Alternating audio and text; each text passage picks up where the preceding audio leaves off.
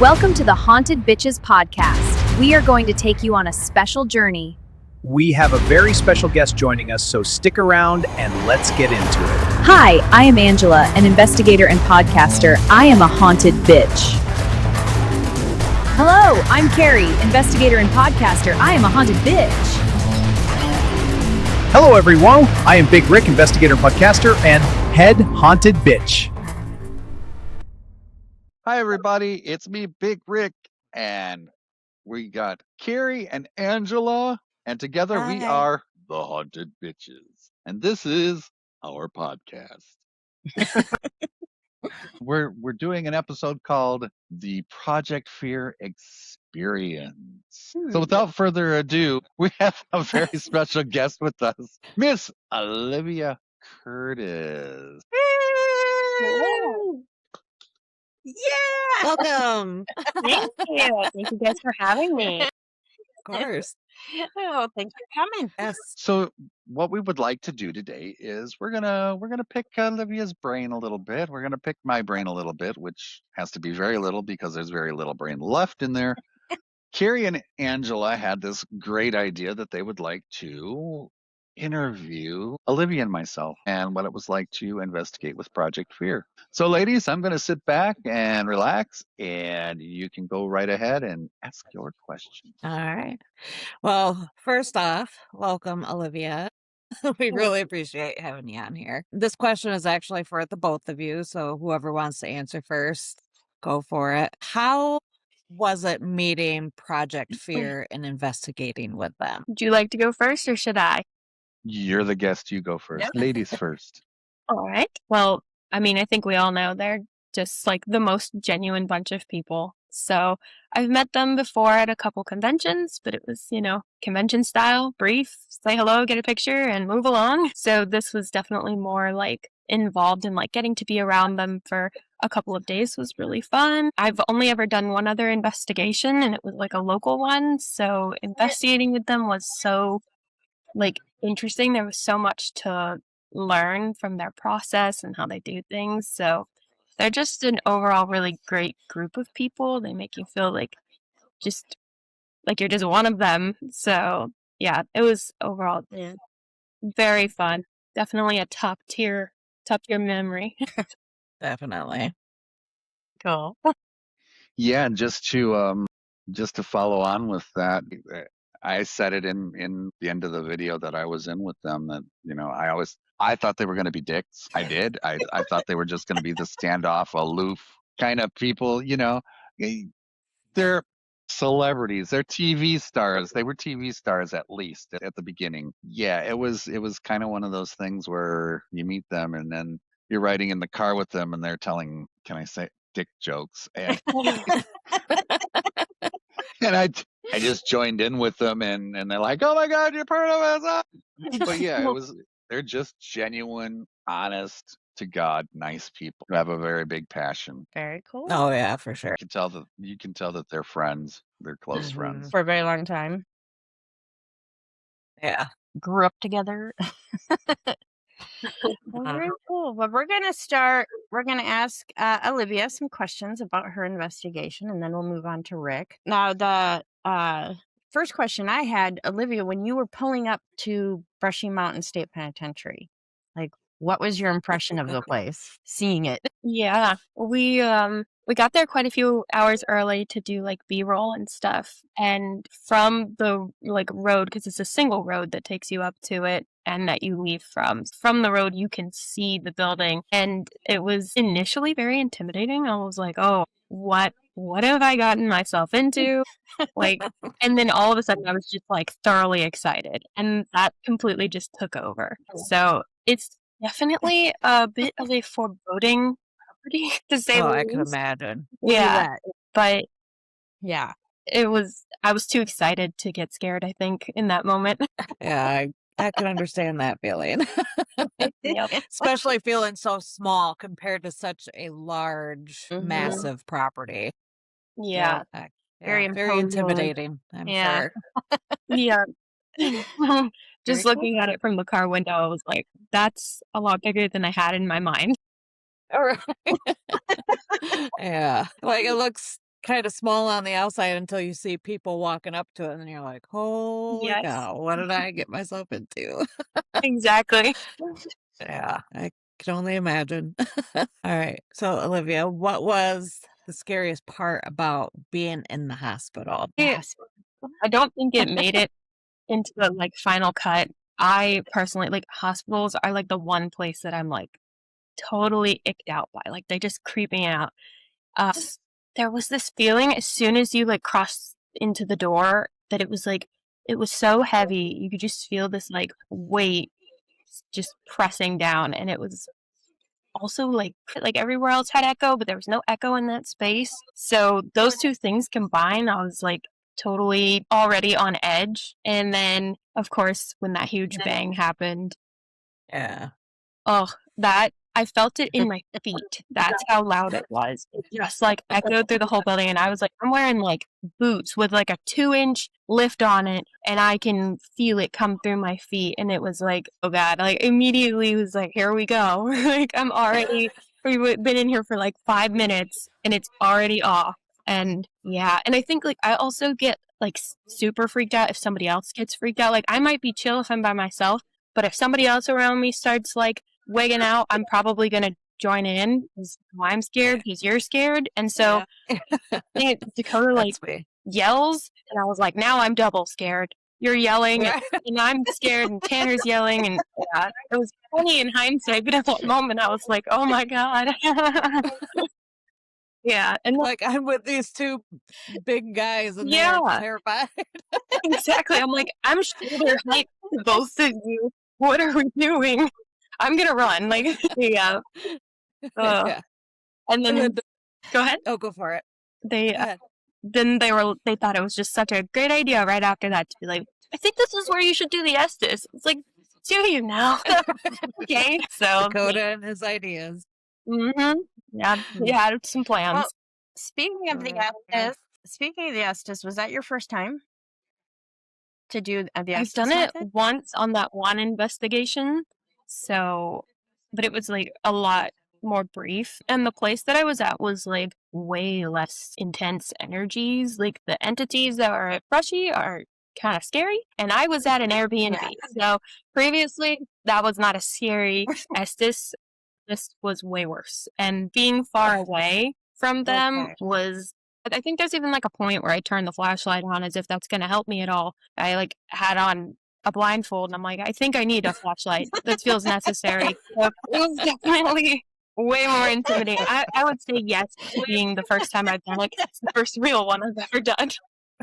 Now, did you going into the hospital and having your SS in the hospital area, did that cure your fear of hospitals?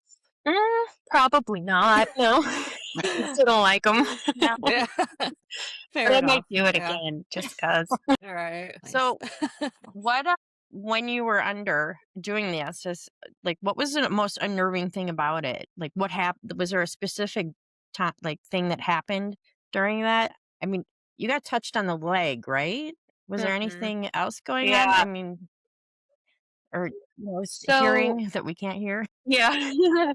There was one voice that came through, and I actually didn't even say anything when I heard it because I was like so thrown off by and like trying to understand what I heard. It literally sounded like somebody was like gargling, like they were choking. And that like was almost right out the gate when I heard that. And I didn't like that. And then shortly after that is when I heard something about the chest. So it almost sounded like the sound someone would make if they had like a chest injury or something, or like worse. So that was creepy. And then the whole time, I do have kind of like, I feel like I can sense things more than like see things sometimes. And the entire time I was sitting there, I felt like this, I kept seeing like in my head, like this man kind of like squatted down next to me, just like this close to me, just in my face.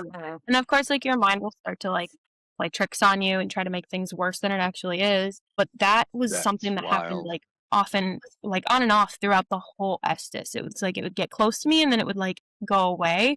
And that was very unnerving. But of course, that's not like actual factual based things. So it couldn't be put into the video, but it was strong. Yeah. No, but let me just say that while you were doing that, while I was watching it, I kept getting the impression that there was somebody just right Oh, there beside you talking. so much That is worse. so weird.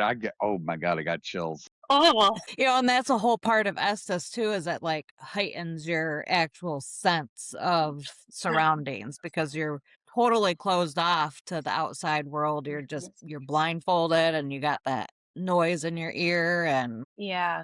it's crazy. Yes. Definitely A lot. crazy experience. That was Yeah. weird. Yeah, that is Creepy. really weird, right? Well, Yeah. And when you were in, I can't remember his name, the In cell with Norway. Chelsea. Yes. How uncomfortable were you when it came to like the words and stuff that he was, Mhm. he was being very disgusting. Yeah. Yeah. I mean, in hindsight, no, you're two females walking into a pretty much male-dominated prison. It's probably to be expected, but it's not something you still know how to like anticipate. I felt a Yeah. little less Mhm. creeped out knowing that like I had Chelsea with me during that, but oh yeah, no, I didn't. I tried to like not engage too much with it because it felt like that's what it's trying to do is like trying to get you to Mhm. engage. But Yeah. some of those words I was like, what are we talking to here? Because I don't Yeah. want to talk to it. Mhm. Yeah. And then when Chelsea had said, I just learned what he used to do, and I Mhm. was like, oh no. Yeah. Like I did not know that. Mm-mm. Yeah, when she told us No that, clue. I was like, this is just adding like another layer to already like plentiful discomfort. Like, let's just add to it. Yeah. Yeah, definitely. Yeah. Uh, So, when you were doing your solo, there was, and this was the scary moment for me. Like, I was like, "Oh, get out of there!" The loud, like crashing or bang or running or whatever that you heard. Like, what was going mhm. through your mind when you heard that? Like, what was the first thing you were like thinking of? Initially, so when they set me up in there, I didn't know they put the dead bell in there. I had no idea that thing was sitting there. I couldn't see it because I had, a light in my face, and then it just And dinged. no flashlight. Yeah. And like they all leave and I'm not even joking. The second, because Tanner was the last one to leave, the second his foot left the threshold of the building and crossed the door, that thing dinged. And I was like, oh boy. Like I already was like it was almost like it was like waiting. And there was moments with it that didn't make it to the video because honestly it like visually and like for content wise it probably wouldn't be that great. It was so consistent that it was like interrupting me. Like I'd start to ask a question and it would ding and like interrupt my question. And it was almost like a rude male kind of energy, which makes sense. But Yeah. I think when I heard the small sound first, which sounded like a rock was thrown like into a corner and it kind of like bounced until it hit the ground. My initial with that one was like, okay, old building, could be a piece of like the ceiling. Like I'm trying to like rationalize, like not psych myself out, but I can't see anything. Mhm. So of course I'm thinking the worst. I'm like, there's a person standing in the doorway and I can't see them. Like your brain starts to mess with you. So I was like kind of calming myself after I hear the small sound. And then the bigger one was so loud. I think I was sitting in like a metal chair and it like vibrated through the chair. That's how loud it was in that building, which Yeah. Wow. I think that alone made me want to just split. Like I was like, I promise. I was like, I think I can do 30 minutes in here, and then that happened at the halfway point, and I was like, I can't do that. Like this, no. And it felt kind of like Yeah. maybe the spirit that I was communicating with was getting kind of annoyed that I was just hanging out and talking to it as if it were just like a normal person, and I wasn't falling for the fear it usually projects. So it was like, all right, let's Right. get her out of here. Like, we Yeah. don't want to talk to her. Get her out. And so that worked because it sounded like it Right. down the big stairs. And I was like, I'm done. I don't want to be in here. Right. Yeah. Now, do you think that the dead bell fed into your fear a little bit? Yeah, definitely. I mean, Especially because you didn't know it was there. yeah. So when it initially went off, I was like, oh, they left me the dead bell. Like, and Yeah. previously I had told them that at my other investigation that I've been on, I had good interaction with the dead bell. So I guess, they jotted that memory down and brought that thing in there with me. I had no idea they were setting it up. It just goes off and I was like, okay, this is getting real. Surprise! I would have been like, thanks, Yeah, Dakota. yeah, it just starts going off, and then I'm like, of course, again, you can't see, so your mind starts to make up visuals to fill in the void, and it felt just like somebody was just standing in there with me the whole time, and I was like the first thing I'm doing is laying a boundary, like you like cannot come close to me. That's a big thing, but I did want to try and communicate with it. I just think it didn't want to communicate with me. Right. And then how did you feel about like going into it knowing you didn't necessarily have a flashlight, but you did have a flashlight on your phone? Yeah, they made it look like I was real confident. They were like, let's cut out the 5.5 minutes of her deliberating on if she wants to do this or not. Because I stood there with them and I was like, I don't know flashlight? Like, none? And of course, Dakota's like, yeah, no flashlight, you can do it. And then, Tanner and Connor are like, yeah, it's fear. Yeah, you can do it, Liv. You can. Connor, the big scaredy cat. I was like, is it now, buddy? But yeah, it was pretty. I knew it was coming because the whole night nobody had been to the hole. There had been no mention of the hole, and I knew we weren't doing like the separating thing. I knew that it was going to be a different setup because of how long we had, and I was like, that this is gonna happen. Like I just had this feeling, and of course, this year I have an idea. Just was waiting for me. If I've got this idea. Yeah. Right. But I'm not going to tell you about it. Yeah. And now if I hear a bell in public, I'm like, what is that? What's happening? Traumatized you. Yeah. Gotta go to therapy over that bell. Always have a flashlight on me just in case. Yeah. Not leaving anything open. Yeah. No. So, if you could pick any area in Brushy to do a solo, where would you have liked to have gone? Like, if you could pick it yourself. I mean, it sounds ironic, but I do think I would have chose the hole. It was Really? there initially when we walked the property, when we got there, they were just closing down from doing like daytime tours. And the people who were working there were standing over by the entrance to the hole. So we went over to them to talk to them. Mind you, I had no idea that that's what that was. I wasn't close enough to like read any signs or anything. I was still pretty far back. And I just kept looking at that little like down walk, to the stairs to get down into it. And I was like, I don't know. I just want to go like sleuth around in there. So I think something wanted me to come down there based on like the responses I got during the Estes. It's almost like it got what it wanted, and yeah, it worked. Maybe it got me to want to go down there too a little bit because there was something about it. I was like, this is like the scariest spot to me, so I want to go check it out a little bit. It kind of drew you in. Yeah. A little bit, yeah. Yeah. I get that. Yeah, there's certain places and other locations that, I mean, even just houses that I go to sometimes where I'm like, oh, I wonder what's in there. And like 9 times out of 10, I don't go check it out. Because it's not my house. Knock on someone's door. Can I check out your basement? I just want to see what it's like. Right. Do you have any plans on investigating again? I do, actually. I will be going with the same group that's local here that I went with on the first one. In early April, we are going to Madison Seminary. So I'm looking forward to that one. Ooh, nice. And I'm gonna bring a flashlight. Right. Yeah, because we were just wondering because you had said in like when you were closing up that you would never do it again, and we're like, what does she mean? You're never gonna do it again? Yeah, I mean, I think it's like a tattoo. You get your first one, and you're like, God, that was so painful. I'm never doing that again. And then about 4 months later, you're like, you know what would be cool? And then you're back in the tattoo chair. Yeah. And you forget all about the pain. Yeah. I know that feeling. Yeah. It's that itch to go back and do some more. Yeah. Oh, very cool. You're Thank going you to go to for. Madison because Carrie and I have been there, and one of our podcasts is going to show what happened while I was there. Yeah. It's probably going to be the next one or the one following. Nice. Yeah, that was pretty good. You will see. It was Mhm. interesting. Well, very cool. I've got some questions for Rick, but Olivia, we still got some for you. Okay. I'll stand by. So hang tight for a minute. Now Rick, you investigated with them. When was it? What year was it? February of 2024. 2020. Wait, was it 2024?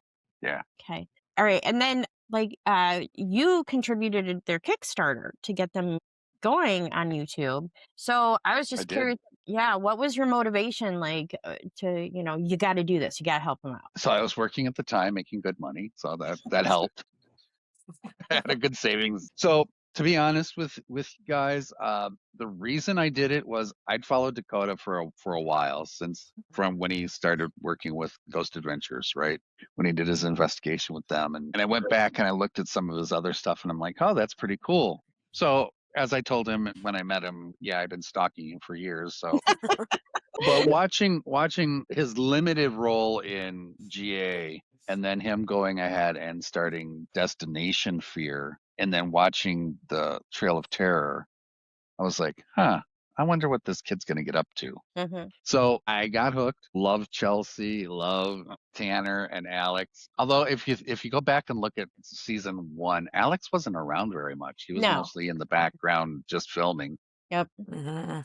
So I really kind of like seeing his progression. But the reason because I wanted to keep seeing them go to these places and do the things that I wanted to do. I wanted to go to these Yeah. places and do investigations. But hey, I could live vicariously through watching them do it. And when they announced that the show had been canceled, just seeing the disappointment on their faces I was just Yeah. like, oh my God. Heartbreaking. And of course, all the comments that came in from all the people all over the place, they were just angry and disappointed and sad. And I'm like, yeah, well. And when they announced the Kickstarter, I'm like, are they gonna scam us? I'm old. Come on.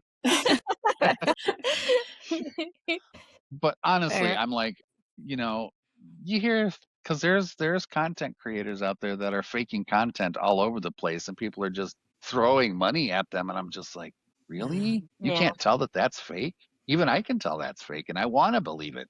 Mm-hmm. Mhm. So I decided, I went through the Kickstarter and I was looking at all the different levels, and I'm like, you know what? If I really want to investigate, this is probably the one and only time I'm going to be able to get to do it. Yeah. Not just with them, but in general, in a known haunted location. Mm-hmm. So I just went, you know what? I'm going to do it. And Yeah. I was the first one. I was the first one to do it. So yeah, it wasn't that hard of a decision. I did have the reservation of, what if this is just, throwing my money away. Yeah. Right. Lucky I can sit here now and say, oh, it was the best investment I ever made. Yeah. Well, and thank you. And Mhm. with a group of people that I truly believe in. Well deserved. Yeah.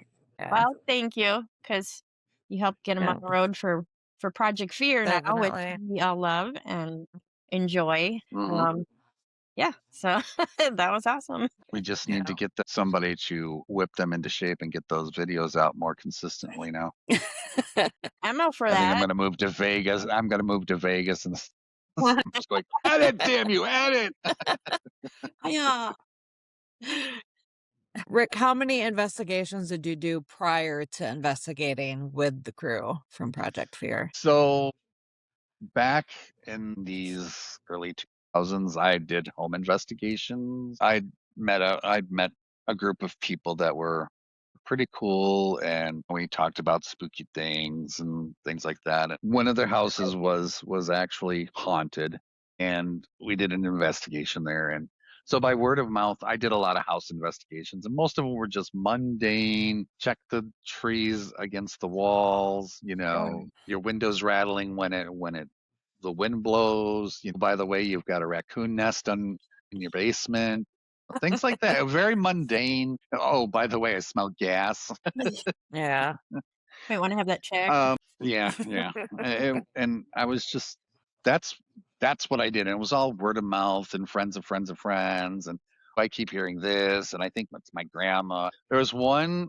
I think there was three over probably a 10-year period that it was stuff that I could not explain. Mm-hmm. So I always was interested, and then there was Paranormal State with Ryan Buell and Kat and all Alfie and Serge and all them who came out, and I'm like, ooh, that's cool. I don't have the money for all Mm-hmm. these night vision cameras and shit, and Yeah.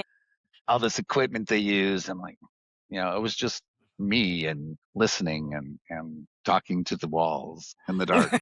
Sitting in the dark and talking to the walls. But so Right.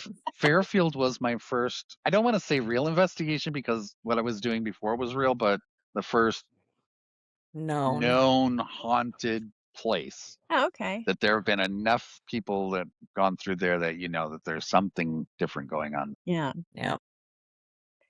Well, kind of like the question I asked Olivia, what were your impressions of Fairfield when you first pulled up into there? So Fairfield's not as intimidating as a prison. So there is that. But driving up, you got in the back of your mind all the things that you've seen on YouTube and on the Travel Channel of things that have gone on in there and evidence. And at first I was nervous. I thought it was cool that I'm actually seeing this place that I've seen on TV for so many years. And then actually walking inside, I was just like, huh, this place feels different. So when you walk in, you walk into your little gear room and stuff like that. And there's coffee makers and it doesn't feel so bad. But there's a doorway that leads out into the main part of the building. And as soon as you go through there, it's like, oh, okay, this is different. I can't say it felt bad or heavy or anything. It was just different. Like you did get that. expect to see somebody walking down the hallway.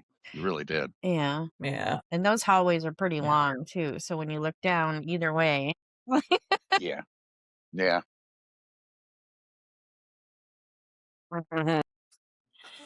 And then walking through while the crew was doing B-roll, and I just said, I'm going to wander a little bit. Let me know, if you need my help for anything or want my help for anything, that's fine. Or if I could just come and watch you guys do what you do. But I walked down one hallway that was the men's side, later learned.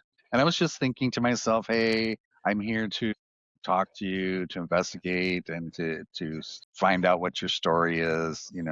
Want to just kind of like connect, and I felt fine. I was a touch nervous, but I felt okay. And then I turned around and started walking back towards the center of the building, and I heard somebody walking behind me. I heard the scuffling on the carpet, and I turned and I'm like, okay, so I'm here and I know you're here, so that's cool. And I'm getting the chills up the side of my arm and up my neck and into my head. I'm going, okay, that's cool. That's cool. Oda, where are you?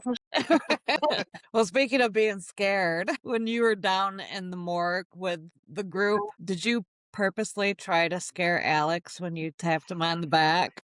Just- No, I was trying to So quietly ask slowly. him a question. No, I Alex. wanted to just ask him a question. I didn't want to interrupt the spirit box session. So I wanted to ask a question, but he was standing there and I'm just like, Jesus Christ, Ricky, don't touch me like that. In a haunted building. I was sure you did that on purpose because it looked so deliberate with how slow you were reaching. So slow and so careful. You're just like, Well, I didn't want to so much startle so I him by had to just rewind it. I'm like, touching "Wait, him. don't touch him?" I thought lightly touching him wouldn't scare him as much as just grabbing him. Nope. Oh man, probably just, hey Alex, would have sufficed. But I was trying to be quiet so that I wasn't interrupting. Okay. Yeah. It's okay. So speaking of Alex and him yelling at you, how did it feel to be yelled at him not once but twice by him? So the second time wasn't so bad because it wasn't my fault. Right. You can blame it on Chelsea. But yeah, I felt bad that I scared him, but and I felt bad we left him in the Estes by himself. But that wasn't my doing. It was Chelsea. It was Chelsea fulfilling Dakota's orders. Yeah. All right. Well, yeah. But something I'm sure she has been or had been wanting to do for a while because and she said that. we all know, like, Mhm.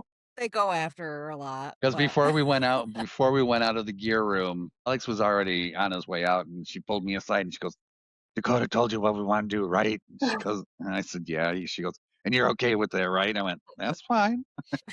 Whatever you want to do, but it's your idea, not mine." So, yeah, when you were down there, okay, so for your solo, Rick, you were in 2 places, and I was. the first place was the morgue. And they captured something behind you moving around, and you didn't seem to notice it at the time. I'm just I didn't. Did you, like, feel any kind of shift in the energy or anything like that? Or So because I hate morgues, Yeah. and I made that very abundantly clear on the episode.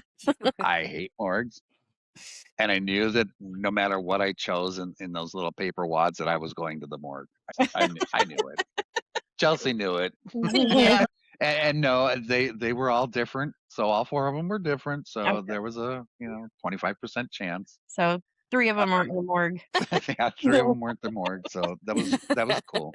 But going down there by myself, because we'd gone in there, and remember when we first went in there, I was the first one in. I'm just like, screw it. This is Project Fear. Face your fear. Go. Just do it. Mhm. And that really was my mindset. I'm like, just do it. So when the morgue came up, I'm like, I'm going there first to get it out of the way, Yeah. because it's I hate it. I don't want to do it. So yeah. going down in there, and I know a lot of it was in my head, and I was able to put that aside, push that out. But this is just your mind trying to make things worse than what they are. But it felt different than when we were down there earlier. Mhm. Not bad, not good, just different. I was sitting there in the chair and talking, and remember that I had said, I'd really like to see you on camera Mhm. if you would like to show yourself to me. Well, I expected something in front of me, Right. not behind me. Not behind you, Um, yeah. I don't think there was really any energy shift. It felt pretty. Whoever was there at that time was the same energy that was there the entire time. So Okay. I don't think it used any more or any less. While I was down there though, I was freezing. I There was absolutely freezing. I had what you term micro shivers, Mhm. where your muscles are actually shivering deep inside. Yeah. Mhm. I mean, that's how cold it was. And I was like, huh, is it taking my energy? Was thought in my head, or is it just because it's cold in here? Yeah. Right. So, Yep. Mhm. but yeah, when Connor sent me the clip, he sent it to me on my phone, and I'm looking at it. I'm like, what the fuck is that? I would be too. Definitely. But everybody that watched that episode's like, "Oh, that's just light reflection." No, that little bitch right there is not a light reflection. Yeah. No. No, and I think they were looking at the wrong part because there was a light reflection, but Yeah, there was. that's There not what was. they were pointing out. That's what I No. kept trying to tell people. Look by the side of the doorway right there. At Mhm. about a third of the way up, you could see Yep. somebody moving. Yep. Yep. Yeah. So, if you remember, we had that communication with the spirit called Broken. Mhm. Yeah. That he called himself Broken. Yeah. Yeah. And I honestly believe that's who I was talking to and who showed himself. Yeah. I Okay. think I just had a rapport with him, to be honest. Mhm. Yeah. Of course, his name's Sean, and he's joined me anyway, so Yeah. that's pretty cool. Sean. He's he's pretty cool. Awesome. Now, which areas of Fairfield were you most excited to investigate, and which ones were you most hesitant to investigate, if there was any that you were hesitant on? I wasn't hesitant to do any except, of course, the morgue. But the most excited though, I was thinking the jail cell was going to be cool to investigate. Yeah. But nothing really happened up until the Estes, right? that's the door that Alex saw swing. Yep. Mhm. I mean, and that's one of the things that I was like, come on, do it, do it. Yeah. Right. I want to see it. Come on. Of course, I probably would have screamed like Alex did and started to run away, but I give the man props when that happened and he ran, instead of running away, he ran back towards it. I was like, awesome. Yeah. That's Mhm. the type of investigator we all need to be. Right. Go Yeah. towards it. Figure Because there could have been like a reasonable explanation how or why it happened, and he chose to go towards it rather than And there run from wasn't it. there was no reasonable explanation. I messed with that thing. Yeah. It's a jail door. It's heavy. Yeah, and it's you heavy. can tell even when they are showing like this thing's heavy, it doesn't move. Like you can clearly see it. It's very, very well built. And you wouldn't have, even if you want to say there was a wire pull because you would use this little thin filament, it would have broke. It wouldn't have moved it. It would have broke. Yeah. Yeah. I'm just Yeah. like, nah, yeah, no. Well, Yeah. Rick, you That did have. was Sorry, go ahead. No. All right. Well, you did have somebody touching the corner of your eye, or you felt something I touching the did corner. when we were down in the room, because they have the place, the body where they put the bodies, right? And then they had the little sinks, and then they had another room behind that where I think they would do autopsies because there was an autopsy table there. And Mhm. yeah, I felt something like tickle my eyelash on the corner. So I was like, oh, that's nice to be touched. And they just were like, oh, you were touched? Yeah, that's no big deal. It's not threatening or anything, but definitely felt something flickering on my eyelashes. And I'm like, well, that's weird. Yeah. Mhm. Because I'm thinking, oh, a spider or something, Yeah. You, Yeah, you it's can, always like your first impression when you get touched by something and you're like, "Oh, what was that?" And then you look and you're like, "Oh, that's weird. There's nothing there." because even looking on the camera when it happened, you can see that there's nothing floating around or anything. I'm just like, I Yeah. don't mind. Yeah. It's just a little weird. Yeah. Well, this kind of like coincides with like being touched, but like, can you explain the whole bucket and like rat or like dowel? What is it? Wooden The- dowel? So at the beginning, when we were going through the doctor's office and we came out, and there was it looked like a portable bar like you'd put in your basement.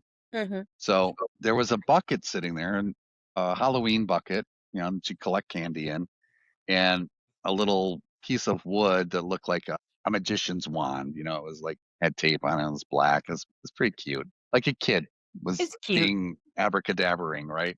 Mhm. So when we were walking out of that doctor's office, I kept smelling smoke, cigarette smoke. Mm-hmm. Being a former smoker, I know what cigarette smoke smells like. I saw the bucket. I'm like, pardon me, did somebody put ashes in there? Or was somebody using it as an ashtray? That's why you were looking in there. Oh, that's why you were looking with your flashlight. Pardon me. That's why I looked. So I thought that didn't think anything more of it, right? It was just a bucket sitting there, smelled like cigarettes. Okay. So that's when we went in and we were doing things in the morgue the first time. And if you remember, we heard the piano play. Oh Mhm. yeah, yeah. Everybody rushed out except for Chelsea and I, which I thanked her for. The comments on just that one little scene, everybody's like, Rick is so wholesome. That's so wholesome. I'm like, really? You don't know me at all. But anyway, so they've got their cameras and they've gone out. They're looking around. Nobody was ever alone. Nobody was ever off camera alone. Okay. So that was the thing that really stuck with me when we were done in there and we started walking out, and Dakota and I were walking around going back into the doctor's office, and I noticed the bucket was half off the bar, and it was perfectly half. Mhm. And that's why I went, And down at the other end. no, it was still in the where it was supposed to be. The Oh, little was it? rod had moved Mm-hmm. towards the opposite end. See, from what I always seen, I thought it was at one end and then it went to the other and No. half off. Nope, it just went half off. Okay. The little wand thing had moved away Mhm. from it. Away. Yeah. Like somebody Ah. like went to grab it and then just kind of pushed. Anyway, so when I didn't mean to sound bitchy and hearing it back on the video, who moved the bucket? And Dakota sounded so exasperated, like, I didn't. Like, the buckets moved. I'm pretty sure the buckets moved. And we debated back and forth for probably 5 minutes. And I said, I hope that did. That would be cool. If nobody was around it and nobody touched it. I said, but then again, maybe it's not so cool. I hope it. I hope Yeah. that'd be somebody pretty powerful, right? You would think. But yeah, it was that was pretty cool to me, and didn't scare me. I just thought it was neat. It's very interesting. It's neat, Yeah. Yeah. and they've got and Fairfield is known for poltergeist activities, so I guess that makes sense that. And there was nothing in there but like this. If you strip some wires and rolled them up and tossed them in there and just to keep them out of the way. So it was light enough they could have moved it, I guess. Well, they moved the steel door upstairs, so Right. True, A little yeah. bucket with a couple wires. yeah, Nothing. yeah, well, pretty it's gonna be easy. nothing. But yeah, that to me was kind of okay. There's definitely somebody here, Yeah. and that was before I did my own solos, though. Yeah, that was cool. It was cool. Yeah. Mhm. That's a pretty good catch. I'm not sure if I would have It noticed. looks, but if you think about it, it looks like it was totally set up, which it wasn't. Mm-hmm. Right. I mean, So look at Rick right on the noticed edge. bucket. Look at bucket moved, and Rick notices again.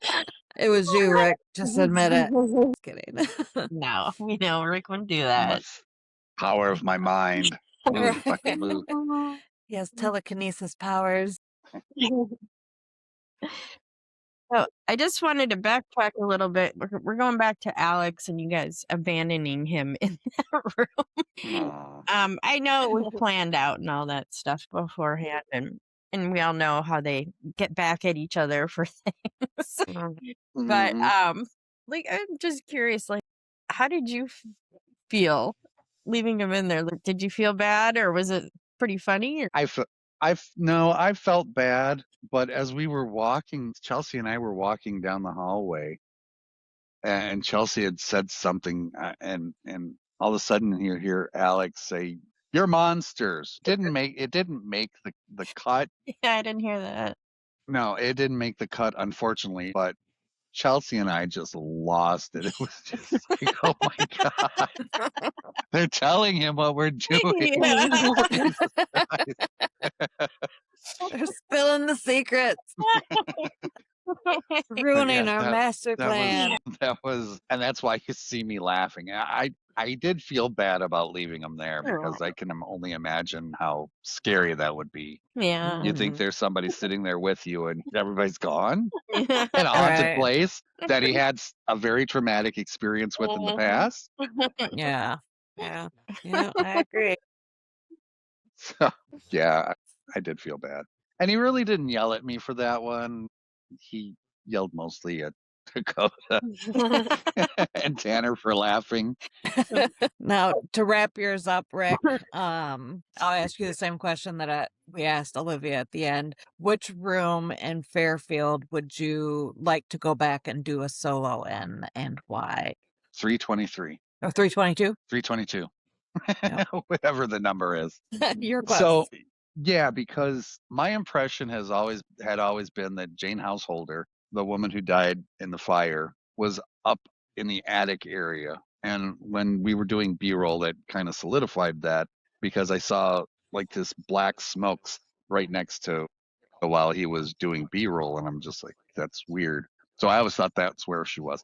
But according to more updated information, it was room 322 that she was in. So I would love to go back there and try to talk to her just because, yeah, it's solo or whatever. Knowing that now, before we were told there was a couple that lived there. Well, that might have been after Jane was there, right?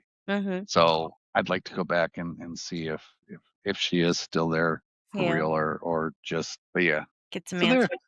that's it. All right. Yeah. That was my fun with Project Fear. All All right. Well, Olivia, do you have any questions that you want to ask Rick about his experience? When Put me so on the during spot. during the B-roll, was like you just said, like you thought you saw like a smoke. Obviously there's like stuff that doesn't get put in the video. What was that the most standout moment, or was there like other things that happened during B-roll that didn't get talked about? During B-roll, that was it while we were doing the B-roll. I mean, we'd hear like footsteps and stuff, which could be attributed to that one somebody was upstairs doing B-roll, and so yeah, I didn't pay much attention to that. And then just being down the hallway and hearing the scuffling behind me, which I knew there was nobody there, nobody physically there. right. And oddly enough, I think at the very beginning we walked down that way and then walked back. But there were things that happened while we were filming that didn't make the cut that I would absolutely love to see. You know, during the Estes method with Alex, it was a lot longer than what was shown on the video, Mm-hmm. and it got into some pretty dark stuff, and that may be why they didn't want to show it. Oh, Pretty controversial things that I won't disclose because because you know. Yeah. I don't It's want to be their accused. it's their film, not it's their Yes. episode. It's their video, not mine. Yeah. Yeah. Yeah. All right. Well, we've got some questions for the both of you that you both can answer. So maybe we'll do it so that Olivia, putting you on the spot again, you could go first. Okay. And then of course just jump in whenever you want to. I mean, you don't have to. You're not having an this isn't a job interview, so you can just jump All in. right. Could be Olivia. Could be. You know where to So, find me. First of all, to the both of you, what kind of experiences did you both have? Because you both grew up in haunted houses or lived in one at some point. So, do you mind sharing them? Yeah. So the house that I lived in, we moved there when I was like 12, and we lived there until I was 18. It was brand new. My parents built it and we moved in, but it was built on a Civil War battleground. So the rule with this neighborhood was you can build on this historic property, but every single street needs to be named after a fallen soldier. So like we lived on like General Kirkland. So I feel like we were already set up. And right out my front door, Yeah. literally I could walk out my front door to preserved historical battlefields that you're not allowed to go on. And there's like placards that tell you like what happened here. So already like a very easy access to a lot of energy. And then there's Right. also train tracks within a stone's throw from there. So there was a lot happening right there. And in the summer they would do reenactments. We'd have cannons blowing off at random times of the year. So that was a very like in hindsight, now that I know a little bit more, I'm like, oh gosh, like nothing out there could be at peace. It's going to go into the neighborhood for sure. So Right. the house, when we first moved in, was totally normal. And within like, I was around the same time I actually started getting into the paranormal. So I was maybe like, I'd say 2 or 3 years into living there. So 15 years old, between 13 and 15. My sister and her then boyfriend, now husband, were watching Ghost Hunters. And I was like, what is this? Like, I'm so into it. And so we start watching all this together. And then, little by little, we get more into it. Ghost Adventures, I distinctly remember the introduction of Dakota to that. And I was like, wow, this kid's doing what I want to do. Like, at that point, I'm fully hooked. But I was still kind of a chicken because I was a kid and, wasn't going to push for it. And then I ended up living in it. And so I was like, I don't think I want that. But our house was definitely full. There was times where I'd be home alone and I would hear my own voice. And I was like, okay, that was literally my voice. And me and my sister, we sound similar, but we're 6 years apart. So it didn't sound like my sister. She's older than me. So I knew it was my voice. Things would go missing. I lost like stuff in that house and then it would end up like in a complete different space that I hadn't even been in that day. And then we would take videos of like and then there would be like orbs flying through the background of the videos, which are always like question marks, could be dust, but you never know. And then the one like big standout was I was asleep one night. This was after my sister had already moved out. I was like almost 18 years old and I'm laying in bed. From my bed, I could see down the hallway to the doorway of my parents' room. And It was very late at night. They were asleep, so the lights were all off in the hallway, in the house, everywhere except just my TV. That was the only light that was in like the whole space. And out of the corner of my eye, in my parents' doorway, I could see a figure. It was just a solid black shadow, darker than the darkness of the room, and it was as tall as the door. And we had like, I don't know, 7 foot tall door frames, I'm guessing. And Wow. it peeked out and it just stared at me. And I was like, I can't even see it. Wow. It doesn't have shape, but I can feel it like watching me. And like everything in me was like, do not look at that. Like that was, I don't know where that notion came from, but I was like, don't look at it. And so I stood there like watching it in my peripheral, just frozen for what felt like, forever, but was probably realistically only like 30 seconds to a minute. And then slowly it like crept further towards the hallway.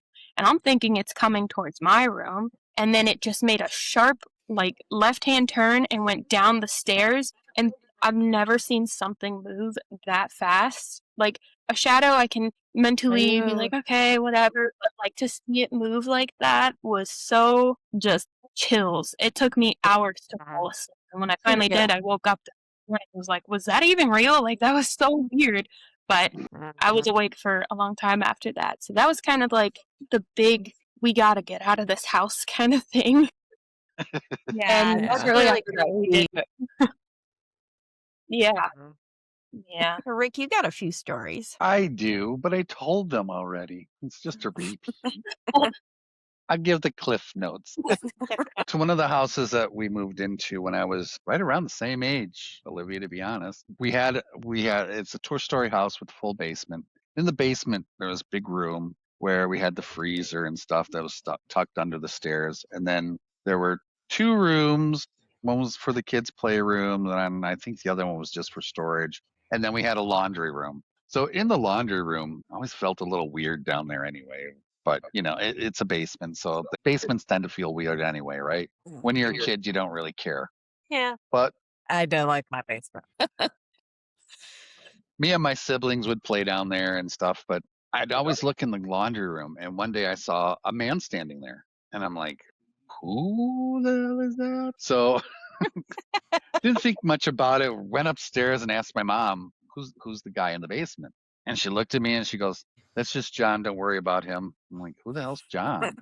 And I know she did it, afterwards, hindsight being what it was. She just said that because she didn't want us scared, right? Yeah. But I always felt weird. And we had a German Shepherd dog, 70 pounds probably, adored my mom. And every time she went down the basement, man, he'd stand at the top of the stairs and just whine and whine and whine and whine until she finally came back up. So one day I went, okay, I want to see what happens when I take him down there. So I picked him up, carried him down, put him down on the floor, and I've never seen that dog move so fast that he ran right back up the stairs. I'm just like, okay, so there's something not so good down here. Right. He doesn't want to be down there. About a month later, my stepdad worked for the water department. There was a main break, and my mom had gotten out of bed to get a drink of water. It's probably like 2:30, 3 o'clock in the morning or something like that. And she walked in the kitchen. She didn't turn on the lights or anything, but she stepped on something, heard a crunch, and she turned the lights on, and there was a dead snake in the middle of the kitchen. There was no marks on the thing. There was no reason for it to be there. There was no reason for it to be dead. Again, it was just there. So she screams, woke me up. I ran downstairs to find out what was wrong. Long story short, the snake. Yeah. And then about a week and a half later, she was laying in bed. Stepdad was out on another call, and she was trying to go to sleep. And she said she felt somebody get into bed with her. She said she felt the whole mattress go down and felt somebody actually lay down behind her. She told me later, she goes, I knew right then and there that if I looked, it was the devil. Oh. Because I just knew. I knew it. I'm like, okay, that's pretty bad. Yeah. But whatever John wasn't very nice, right? Yeah. So very shortly thereafter, we moved out. We moved Okay. out of that house. And 6 months after we moved out, it burnt to the ground. Oh. Okay. Wow. Do you think Yeah, more crazy. things happened when your dad was gone? Think more things happened while he was away from the house, or? No, because when I saw John in the laundry room, he was home. Just curious. But things that happened to my mother, yes, he was gone every time. Hmm. And I know she didn't tell us everything that went on. I know Yeah. she didn't, because I would have feelings and flashes of things even upstairs and on the second floor, but Yeah. nothing concrete, nothing. You go, that was weird. Ooh, that gave me a shiver, whatever.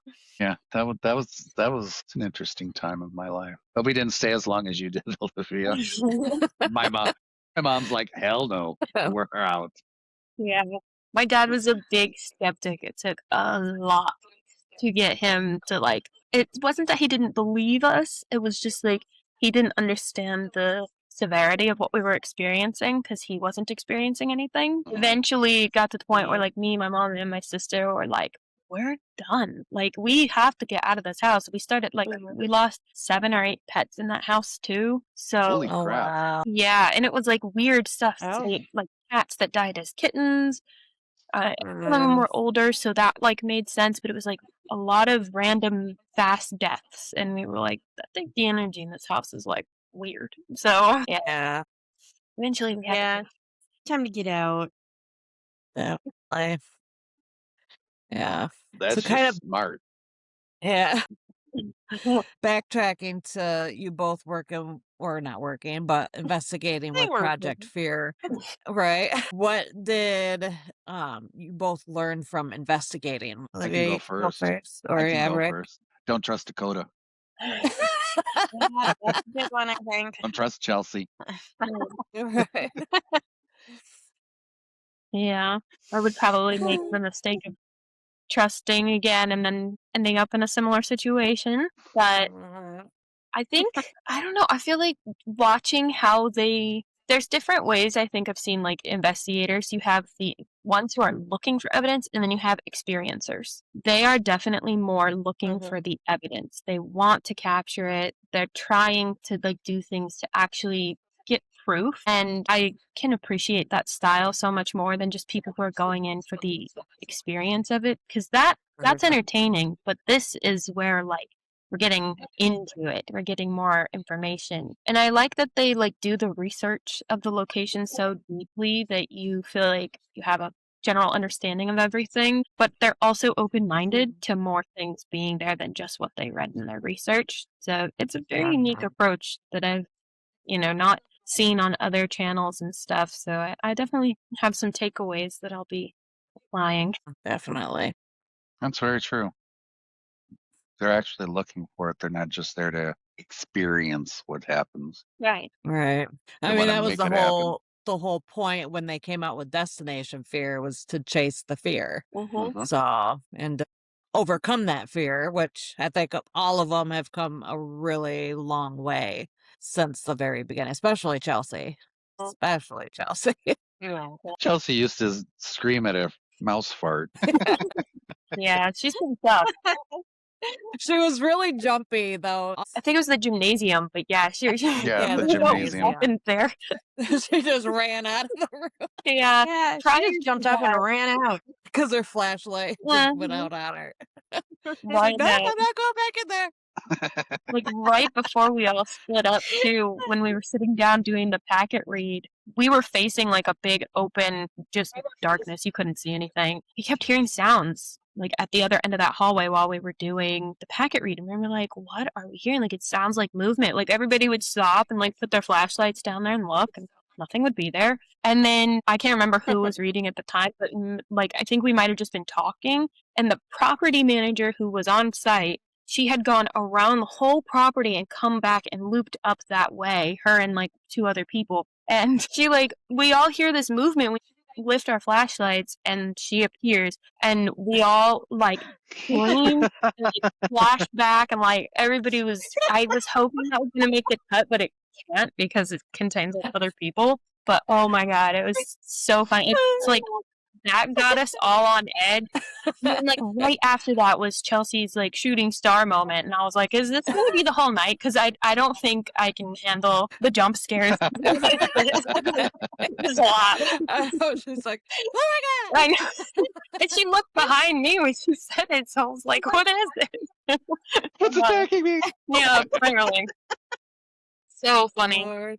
It took a good 2 minutes to recover from that one. It's like, what? I said a shooting star. Oh, man.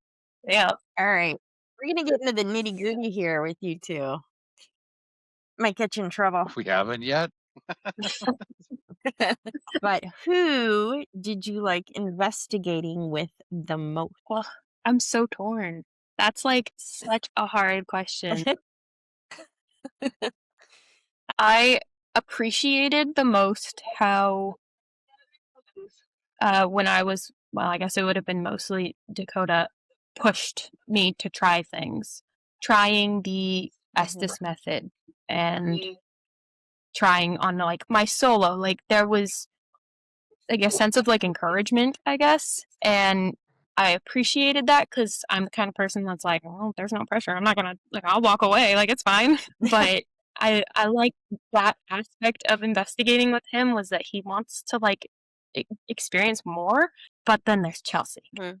She's that she just makes you feel like I'm scared, you're scared, and that's okay. It was and the stuff Yes. that her and I got like kind of made us feel closer together in that moment too, because it was like that's creepy. Like, what do you mean? So it's an impossible choice, but it's a tie with those two. I can see that. Are we still thinking over there? You know, it is hard. It's really hard because they each have their own different energy about them. So, you know, going with Dakota, it's going to be more analytical. Uh-huh. So going with him, debunking would be a big thing, right?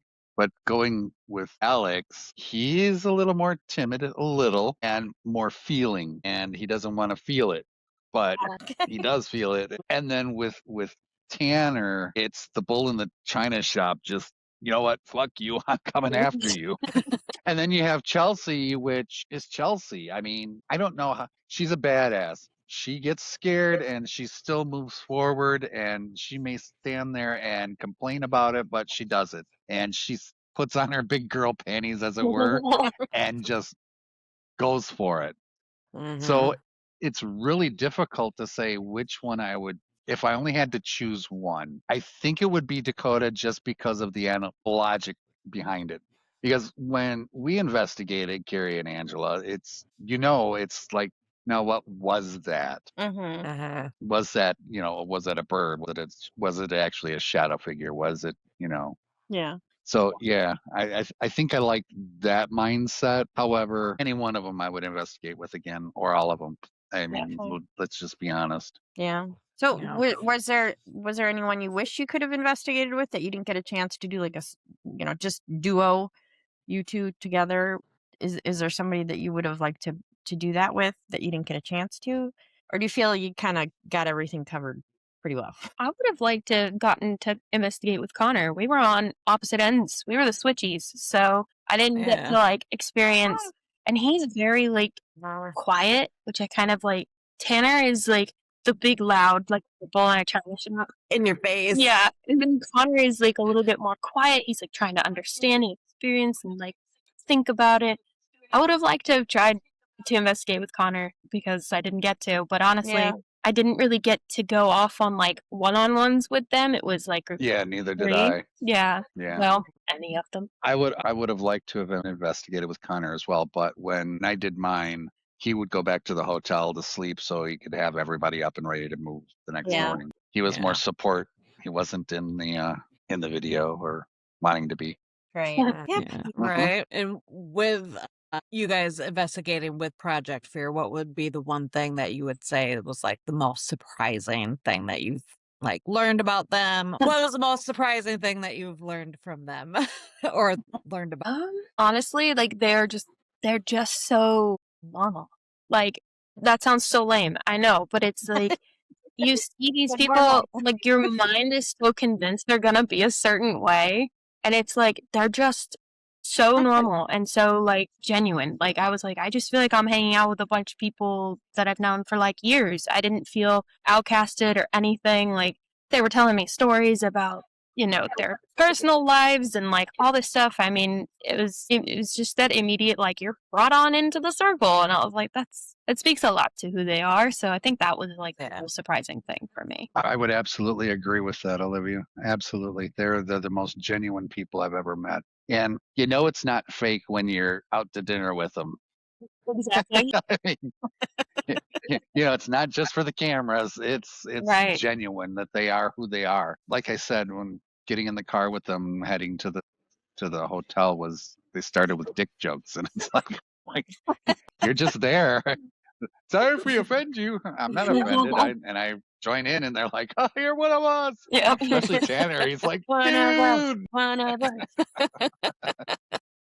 Yeah, I think that was the biggest thing, and I said it at the end of my video. I thought you guys were going to be, the standoffish. Yeah. You go sit in your corner while we do our thing over here. But no, the only thing they wouldn't let me do is help load gear and unload gear. Same. I'm like, I can help. Nope, leave it alone. Touch it. Connor especially yelled at me about it. He's like, put it down. That's my job. Yeah. I was like, holy crap, dude, calm down. When I first met Alex at the airport at the baggage carousel, and I'm walking up to him, okay, you must be Rick. I am. Like, hey, big hug, crushing. He's pulling stuff off. I'm like, do you need help? No. Help? No. Like, dude, come on. You're a guest. No. I'm like, Wouldn't let you pay for a thing. God, I had an outright battle with Dakota over a bottle of tea at the airport. I was like, it's okay, I can get it. He was like, no, not. I was like, I think you might actually fight me on this. Okay, you can buy the $2 bottle of tea. I even tried to like sneak over to the self checkout. I was like, I'm gonna tiptoe over here, and I like look over my shoulder, and he's like across the little like shop at eyeballing you. He's like watching me. He's like, "What are you doing?" And I was like, "Don't worry about it." Like next thing I know, he's like, puts his card down, and the cashier guy's like, "You don't fight a guy who's trying to buy you a drink." I was like, "He won't let me buy anything. I can't buy anything here." Look, it's all the tax write-off for Project Fear. That's true. I should have bought myself something better. Yeah. Look at this diamond ring Dakota bought me. Yes. I really need it. I really need it. Has special powers for when we're investigating. I can dial it. Yeah. So, excuse me. So, what did the cameras not capture that you wish people knew about your experience? That wasn't shown on the video? Or it wasn't caught on camera. Okay. At all. I'm gonna have to think about that one for a minute. wide Like, open. are we like evidence or just Anything. Anything like just The chaos in the gear room between segments. Yeah. Because there was dancing, not by me. There was singing, not by me. really. That's surprising.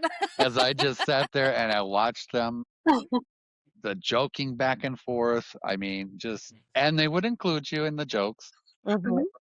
Yep.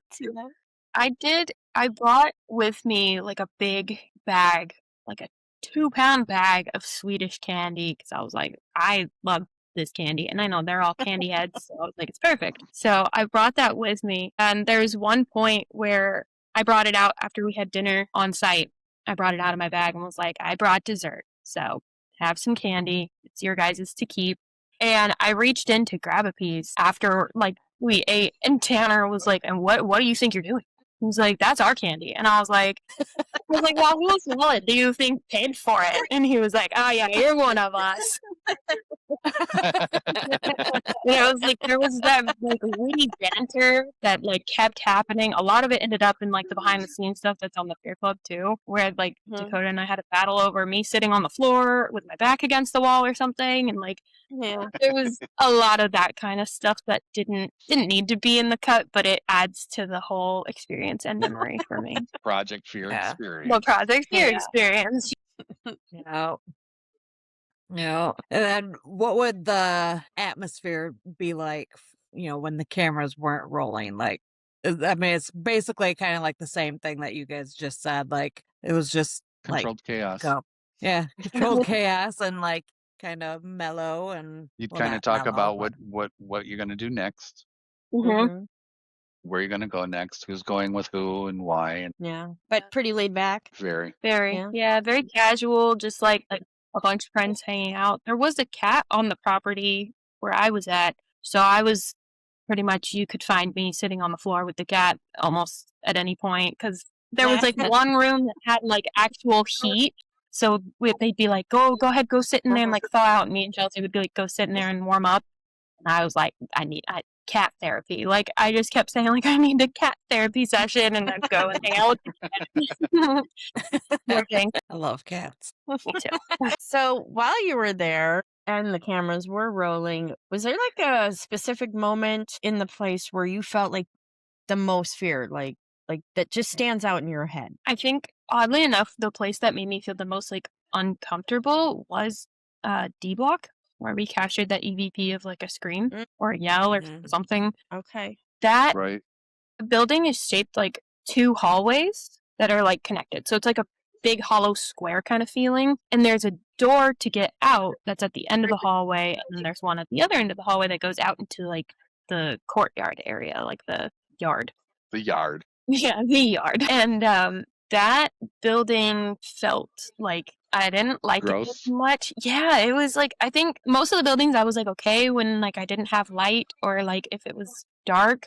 But that one, like when I shut off my flashlight, I felt like that like darkness closing in kind of feeling. I didn't like that vibe as much. Mhm. Now, that was when I was with Chelsea and Alex, so it could have been like we were all kind of like pinging off of each other's energy at that point because I think like Chelsea was more angsted up and so was I, and it was just like kind of a mixture. But we kept feeling that cold breeze in Mhm. there too, which every time I felt that, it seemed like James Earl Ray was around. So that was very unnerving to keep feeling that like cold. And it was those like micro shivers, like you were explaining, where your muscles were like just vibrating. Your whole body is like, Yep.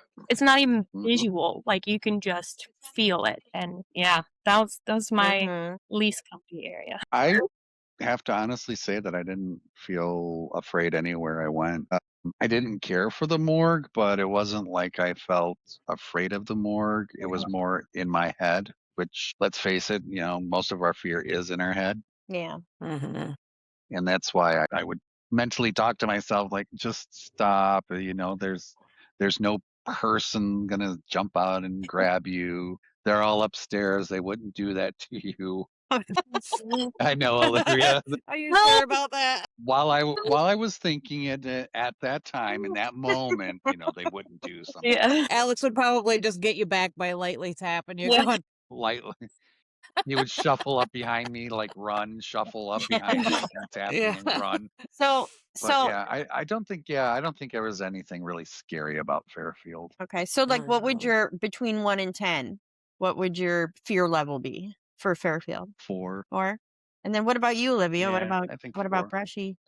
Bounced around between 6 and 7 probably. Okay. And then in the hole, like Okay. very quickly peaked to 10 for like half a second. And then I was like, that's it. I think if I would I'm have been up. in that situation, I would have been the same way. It would have gone from Yeah. Yeah. It went from like Yeah. neutral to like I could not even use my legs to get up and run. Like I was legitimately shaking there for a minute. So yeah. Yeah. Now, if you could go back and then to Brushy and Fairfield and do it all over again, what would you do differently? I think I didn't get to go in the gymnasium, so I would like to go in there. And honestly, Mhm. just like I didn't walk around with them when they did B-roll. Chelsea and I found a picnic table and we talked for like 3 hours. Like we were just sitting there sky watching and chatting. Like it was just a hangout session. So walking around the building, like just more, like getting to see more of it, that would be what I would probably want to do. I agree. What would I do different? I don't know. I don't think I would do anything different, to be honest. I think it was it was for a first time actual investigating a place like that. I think we hit all the highlights, where most of the activity.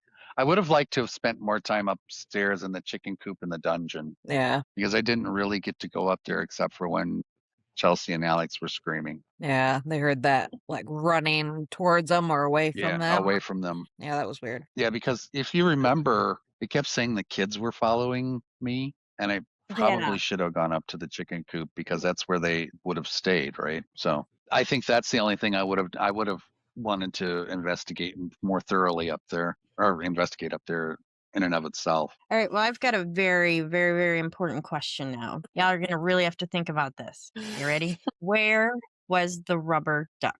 Well, I was hoping that I was going to get to hide her. I didn't. I actually didn't know where it was until they put her away. And then I was like, when did we even set this out? Like, I had no idea. So she was just chilling with us during the packet raid. She was off kind of like closer to the camera near the gear cases on the floor. She was just hanging out. Nice. All right. And I had no idea where that duck was because I said that at the end of the so it was when Tanner and Dakota were downstairs in the morgue doing the EVPs. It was down at the foot of the chair that Dakota was sitting in. You could just see it behind his bag there. Now I'm gonna have to go back and rewatch Yeah. you guys' episodes to find that damn I duck. know. Well, this might help out a few people, including myself. I always have a hard time finding those ducks. I think I only found one time, and it was when they were, I think, at one of the castles in England, like the big one that they Margam. did with yeah, and that was like outside somewhere. But yeah, I always forget that to look big for the duck. duck. And then they'll be like, I do too. I do or too. like, well, where'd you find it? And I'm like, dang it. Is there a way to make us watch it twice? They're like, this'll work. Yeah. I mean, that's a good like view tactic, if you're trying to boost your views. Like, where's the rubber duck? Yeah.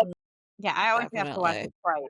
And then even twice, I'll forget to look for it. And then I look in the third Yeah. time. And It works. I've rewatched all the episodes so many times that I'm like, I don't even think about the rubber duck. Yeah. It's not why I watch it. So how did your guys' friends and family like react to you guys being on the show? My family was ecstatic. I from the moment that I found out that I was like the one that, because they did the top 5 drawing first, and when they made that announcement, I lived with my parents, and I was like all the way on the top floor of the house, which is my space here, the loft, and they announced the top 5. And I like freaked out, obviously, like FaceTime my whole family, my sister, everybody was like, guys, like we have a chance. This could happen. And then when they did like Zoom calls with, Dakota and Tanner Zoom called me and everybody in the top 5 individually. And we all kind of like chatted and they, said thanks for being part and blah, blah, blah. And I was on vacation during that. So I found that I won and I came home. And again, I was like upstairs in my room. It was late here because East Coast, West Coast. So it was like 10:30 at night, and I got the notification.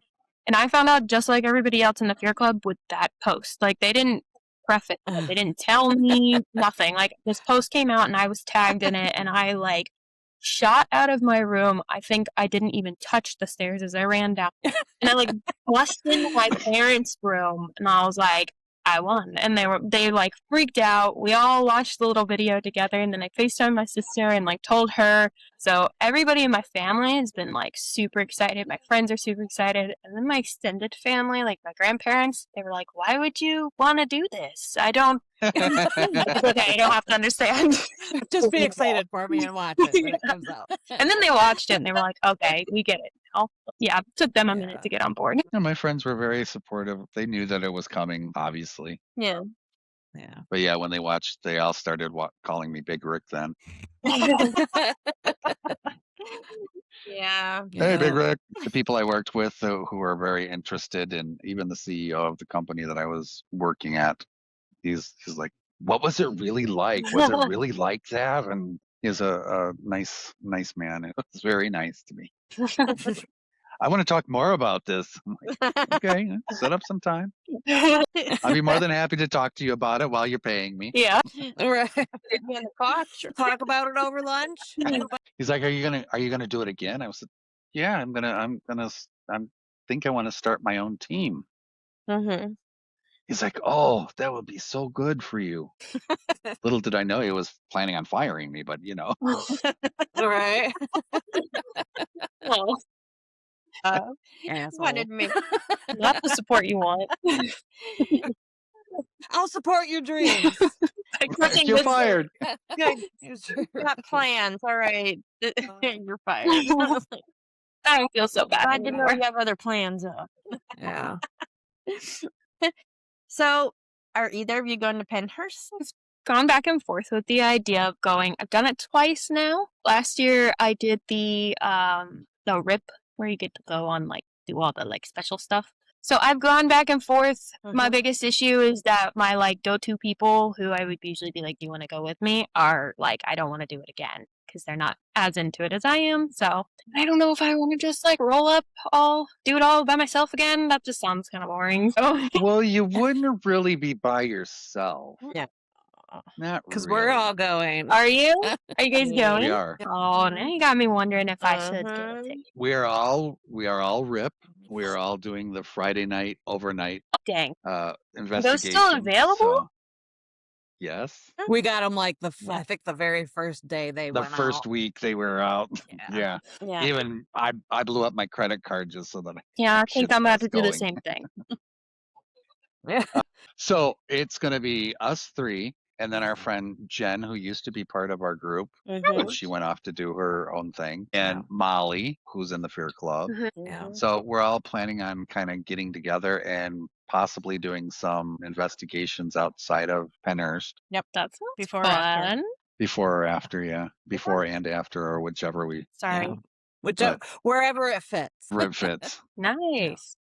Now I feel like But, I yeah, need to get a think that pen. because Angela and I are I mean Jen, who I met for the first time last year at Penhurst, she came all the way out from. We all met for the We first all time. met, yeah. You and I had met on podcast before that, but in person was Penhurst. Person. But Oh. yeah, so like Jen came out by herself from the West Coast. Rick was there by himself. I had my daughter with me, From but New York.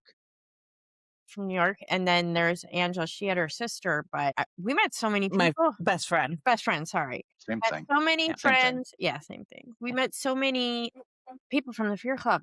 Mhm. Like I brought my daughter along for like support because I didn't know anybody, you know. Mhm. And then I ended up just dragging her around with me because of everybody I met. Mm. So you should go. And it's pretty interesting to walk around and going, "Hey, you're Big Rick." I know. I was actually thinking about that. I was like, could this be weird? I'm a Yeah. relatively like Yeah. introverted person naturally. I'm not like an extrovert at all. I'm very like high social anxiety kind of person. So I feel like if I'm walking around, people are like, "Hey," I'm gonna be like, "No." Yeah. No, you do just exactly like, "Thank you. It's nice to meet you too. All right. Yes, you can take a picture with me. It's fine. I don't know why you'd want to, but okay." Yeah. Fair enough. It was even more so at Para-Unity because the episode came out in September and Para-Unity is in November. Mhm. And that was the very first Paracon I'd ever gone to. And I was just walking around, just kind of being me. And people were like, "Hey, are you Big Rick?" Groups of people, girls coming up going, "Hey, are you Big Rick?" Yeah. Yeah. "Can we take your picture? Oh my God, your episode was so good." And it's like, blah, blah, blah. So I got in. Stop it, Carrie. You're being mean. I was the last person in line for Project Fear's line there. That bitch was long. I kept going back, and they were always packed with people in Always. there. Yeah. Mhm. And I got in the line last, and the guy that was got in there right before me. He goes, "I think I'm the last one." I said, "I think they'll talk to me." We're friends. And we didn't even get all the way up there, and they're like, "Big Rick!" Guy turns around like, what? Yeah, he did it too. He goes, "They episode September." He goes, "Yeah." Yeah. Makes sense now. They're like, Yeah. "Come here," and I'm like, "No, take care of these people first. They're more important." But yeah, that was pretty cool. And then I can say it, Fear Flies were off to the side, and like, "Big Rick, Big Rick." Oh, I wasn't prepared for that I one. was not expecting you to come out with that. All right. Well, I'll go to Penhurst if you put that on a shirt. I'll do that. Fear Flies? Yeah. You don't want to be one of the Fear Flies, No. Olivia, really. Oh I'm well certain of that. Sure. My lord. no, and and that was my first time interacting with them. Where after our investigation, it was like very cool because I hadn't seen him, and it had already been almost a year since the episode. And then I went to Penhurst that year and the last year, and standing in the Devon building, during the little social drinky part, Mm. I was just standing off against the wall Mhm. and just watched him come in, and I'm just like, cool. And Dakota saw me and he's like, "Oh my God, Rick!" They left everybody standing and came on. Mhm. I'm like, I know. dudes, come I was on. standing right. It scared me. Like he yelled for you, and I jumped because everybody was there was all this like low mumble of everybody talking, and then they walked in, and it's like Rick.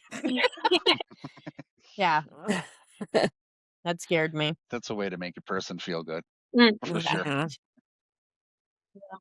You definitely convinced me. I That's think for I might sure. have to buy some. Olivia, you need to come with us. We need Yes. to meet, and then we'll talk about investigating in Virginia. Yep. Okay. Yeah. See, we're trying to figure out places to investigate that aren't going to break the bank because none of us have, like tons of money. Yeah. That's it. And even though we do have a business account, and there's not a lot of business to be putting money into. I understand. It's but we are doing merch. Hey, there you go. Well, I know a lot of places that are like local to me that are not too expensive and they pack a punch. So Nice. we Perfect. can share. Perfect. Perfect. All right. Well, you've got me I'll convinced. probably cut this part out of the video, Yeah. out of the podcast. I mean, Yeah, we've we been probably could recording. go. I gotta leave in a half hour, so. I'm looking at the time. I'm like, oh, we've already been at this an hour and 45 minutes. Really? Right. It hasn't seemed that long. Yeah, Yeah. All right. Well, I will think about Penhurst and then I'll let you guys know if I commit. And then we can make plans to meet up in person because I no would love that. pressure. Absolutely. Yeah. Yeah. No pressure. No pressure. No pressure. No pressure. You better be there. Figure pressure. Dun, dun, dun, dun, Dun, dun, dun, dun, dun, dun, dun, dun, dun, dun, dun. dun, dun. I've already been looking for an excuse to go, so I think you just gave it to me, honestly. Well, see, it's a synergistic relationship, Yeah. symbiotic. We have symbiosis going on. Yes, right mind. Exactly. Great minds. Getting all Now technical. we'll get the rest of the group.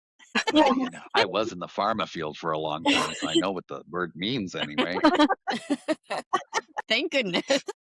Thank God I know what I'm talking about. Well, Olivia, I want to say on behalf of the Haunted Bitches, thank you so much for coming on and sharing your you. experience with Project Fear and a little bit of yourself with us. Certainly do appreciate it. Yeah, Appreciate it was you. great. Yeah. Congratulations on that win. Yeah, Thank you. Yes. Yes. lot of Huge fun. congratulations. it was a lot of fun I having felt you like I here. should It was probably great. have went out and bought a lottery ticket too. I mean, Didn't want to push your luck, Yeah. though. that's fair. I can't have it all. Well, maybe you could have. Yeah, maybe. But thank you guys so much for having me. This was so much fun. You're welcome. Honestly, so much fun. Yeah. Yeah. Excellent. Well, thanks. Yeah. And for you viewers, thank you for joining us. Socials are in the description below. Share, like, subscribe, do all the things that will help build this channel up. If you enjoyed our discussion with Olivia, and ding the bell because we hate bells. Don't touch the bell. Yeah. So until next time, thanks everybody. Bye. Bye.